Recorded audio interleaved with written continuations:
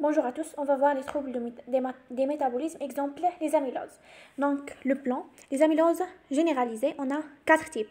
Amylose AL, amylose AA, amylose familiale héréditaire, amylose des hémodialysés et on va voir par la suite les amyloses localisées.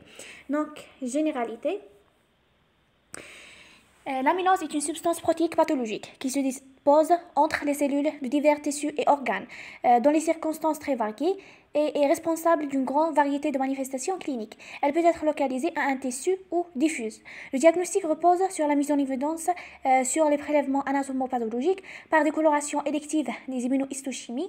Le terme amylose a été introduit par Virchow qui avait constaté une réactivité identique à celle de l'amidon lorsque l'on applique sur un tranche de tissu une solution iodée, obtenant alors une coloration jaunâtre, puis bleue après application de l'acide sulfurique. Donc, nature et caractéristiques physiques de la substance amyloïde. L'analyse chimique de la substance amyloïde montre qu'elle est composée à 95% des protéines fibrillaires. Caractéristiques de chaque variété de l'amylose et 5% des glycoprotéines, composant P constant, quel que soit le type de l'amylose. Donc, une quinzaine de formes biochimiques distinctes des protéines amyloïdes sont connues et plus courantes sont les protéines AL, chaîne légère amyloïde, qui provient des plasmocytes et correspond à un chaîne légère d'immunoglobuline. Les protéines AA associées à l'amylose synthétisée par le foie, protéines bêta-amyloïdes trouvées dans les lésions cérébrales de la maladie d'Alzheimer, la transthéritine, donc protéine normale amylose sénile, ou bien une protéine par amylose sénile ou mutée, c'est l'amylose familiale. La bêta-2 microglobuline, molécule de classe 1 de CMH, certains hormones, donc les procalcitonin, peuvent être à l'origine de dépôts amyloïdes. À l'échelle ultrastructurale, presque toutes les amyloses ont la même caractéristique. Elles ont formé de fibrilles droites, non branchées de 10 nanomètres de diamètre environ et de 10 nanomètres de diamètre environ et de longueur variable. Chaque fibrille est formée de 2 filaments. La chaîne de polypeptides qui les constituent sont déposés selon un mode de feuilles antiparallèle bêta-plissé. Donc, macroscopiquement, la présence des dépôts amyloïdes s'accompagne lorsque les dépôts sont abondants d'une augmentation de volume de l'organe lésé, foie, rate, rein, cœur et langue. Elles peuvent être inapparentes ou responsables d'une infiltration cireuse et ferme, nodulaire ou diffuse. Selon les organes et le siège des dépôts, dans la rate, par exemple, l'atteinte peut être nodulaire ou diffuse. Donc, l'ardacée, l'aspect macroscopique dépend de la topographie de dépôt.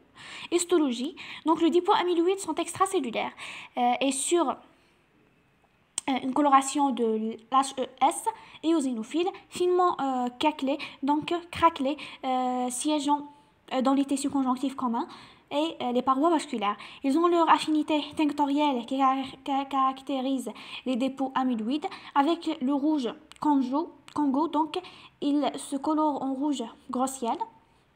Donc, avec le thioflavine, examen de lumière ultraviolet et émet inflorescence jaune-vert. Et l'étude immunohistochimique permet aussi d'identifier et mieux caractériser les dépôts. La fraction constante est facilement identifiée par un anticorps dirigé contre le composant P et la fraction variable, selon la nature de dépôt, par un anticorps spécifique transstérine, protéine AA, kappa, lambda, bêta-2, microglobuline, etc. Donc, la classification, on a 2 types. Donc, il faut distinguer les amyloses systémiques, c'est-à-dire généralisées, et les amyloses localisées, dont les significations est habituellement totalement différentes. Donc, amylose généralisée, elle peut être acquise ou liée à une anomalie génétique et peuvent, dans tous les cas, être classées selon la nature de la protéine fibrillaire. Donc, les localisations préférentielles des dépôts amyloïdes sont les organes richement vascularisés, le foie, la rate, les reins, et les surrénales et le tube digestif. Le diagnostic repose sur la mise en évidence des dépôts dans l'une de localisation par biopsie rectale, salivaire, voie rénale, musculaire ou nerveuse. En cas d'amylose généralisée, la biopsie rectale profonde comporte la sous-muqueuse et ces vaisseaux permet le diagnostic dans les 95% des cas. Donc, des entités cliniques différentes sont ainsi individualisées. On a 4 types des amyloses généralisées: amylose AL, amylose AA, amylose familiale héréditaire et amylose déshémodialysée. Commençons par l'amylose AL, donc c'est la plus fréquente, encore appelée amylose primitive, et par référence aux anciennes classifications purement cliniques. Elle est du type AL, parfois liée à un myélome avec sécrétion des chaînes légères libres. L'amylose AA est dite secondaire à une maladie inflammatoire au long cours. Elle apparaît donc maintenant le plus souvent secondaire à une polyarthrite rhumatoïde, plus rarement à une maladie de Crohn, donc, ou la maladie de Hodgkin. Donc, les amyloses familiales héréditaires, deux types principaux sont observés, que ce soit maladie périodique, donc, ou bien amylose portugaise. Donc, commençons par les maladies périodiques. Donc, le dépôt amyloïde contient des protéines AA, c'est-à-dire dites secondaires, donc sont associées à amylose, avec dépôts généralisés, digestifs, hépatiques, spléniques et rénaux, etc.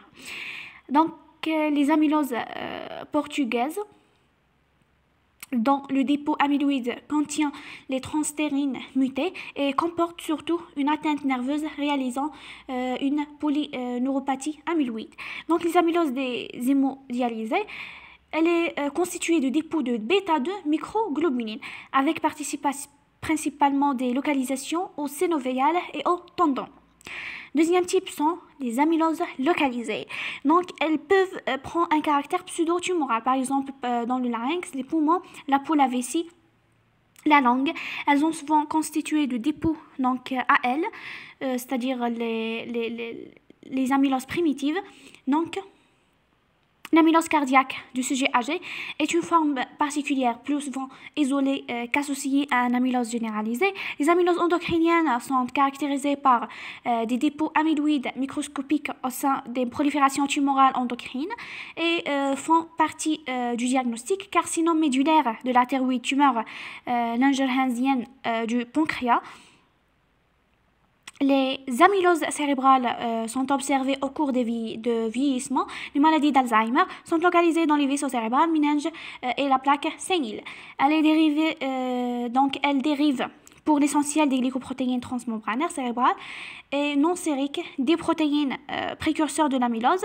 L'amylose correspond, donc les précurseurs de l'amylose sont APP. L'amylose correspond à un petit fragment de cette molécule désigné sous le nom des protéines bêta A4.